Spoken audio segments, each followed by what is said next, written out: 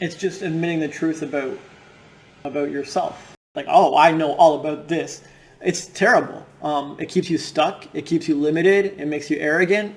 They're like annoyed about it inside because they can self-assess. They're like, I need to get better. It's just admitting the truth about yourself. Like, you can self-assess yourself on any topic. So, how good is Jay at relaxing? I'm like a 2, a 3. Like, I'm a tense dude. I'm intense. I'm passionate.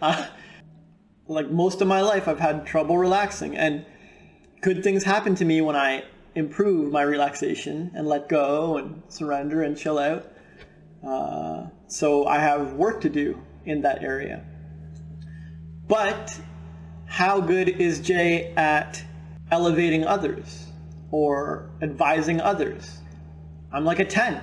I'm amazing at it. I don't know, like a 9, right? There's still room for improvement. But let's be honest. I'm giving better advice than peeps. Straight up. Even the people who are good advisors, I'm still giving better advice. So, self-assessment. I mean, you got to be able to admit what you suck at, and admit what you're good at, and admit what you're average at. How good am I at putting on makeup? Probably a 1. I mean, I have some good art background, so I might get away with a 2 just to start, or a 3, I don't know. How good am I at statistical calculation? Probably average or below, right? I could figure out some basic statistics, like a 4. These are all self-assessments about myself on certain topics. To get better at it, there's a few simple tricks. 1, you want to imagine a scale of 1 to 10 in your head, and you want to find the best in the world and put them at 10. So like, say you're self-assessing your basketball skills, right? Michael Jordan or LeBron James or something is going to be the 10 that you're comparing yourself to. And you want to find the worst in the world. And the worst is probably like a toddler or a newborn, or someone who's just really bad at it, can't even lift the ball. And then average is in the middle. Yeah, so if you consistently do this, if you set up the scale and find the best in the world and find the weakest, then you can properly self-assess. But most people are just like, oh, I'm an 8, but like, how are they an 8 compared to LeBron James, right? Or they'll be like, oh, I'm average, but they've never picked up a basketball. I'm like, aren't you closer to a newborn? Like, maybe you're like below average? 4, 3? Like, why would you say you're closer to the LeBron James side, or even halfway, if you've never picked up a basketball? It's peculiar. I mean, maybe if you picked up lots of other sports and balls, then whatever, then you could probably pick it up and be average at it. But if you've never dribbled, it'd be weird to say you were average.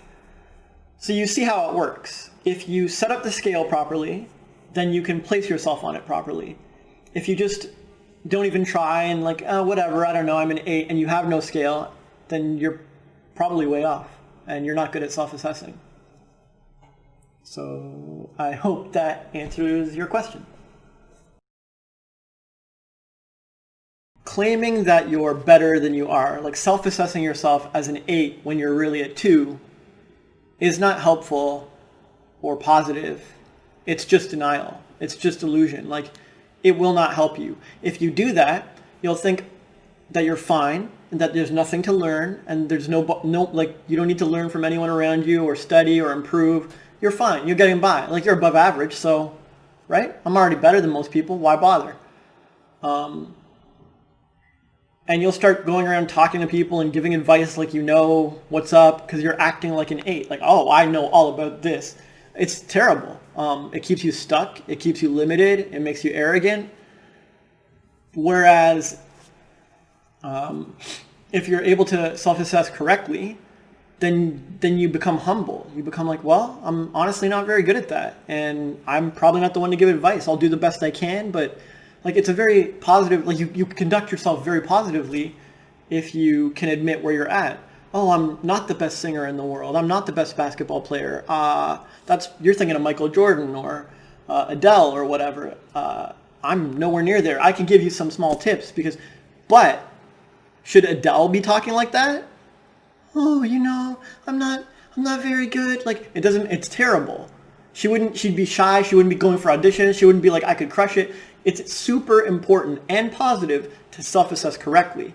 And it's super bad and negative to be in denial or delusion and paint a happy face on your actual state. And as kids, we were really good at this. Kids can tell, like, they don't say it out loud, but they self-assess internally. They're like, I don't talk like the grown-ups. How come I don't talk like the grown-ups? They're like annoyed about it inside because they can self-assess. They're like, I need to get better. And only when they reach like a decent level, then they let it go. They're like, now I'm as good as the grown-ups or better. Like, now I talk well. And same with walking and all the other things. That's how they grow so fast. Kids grow and learn fast because they can self-assess well, and they're constantly doing it. Adults stop growing and stagnate and get nowhere and get depressed because they stopped self-assessing somewhere along the way. Anyone who thinks it's bad to call it like it is and admit the truth is confused.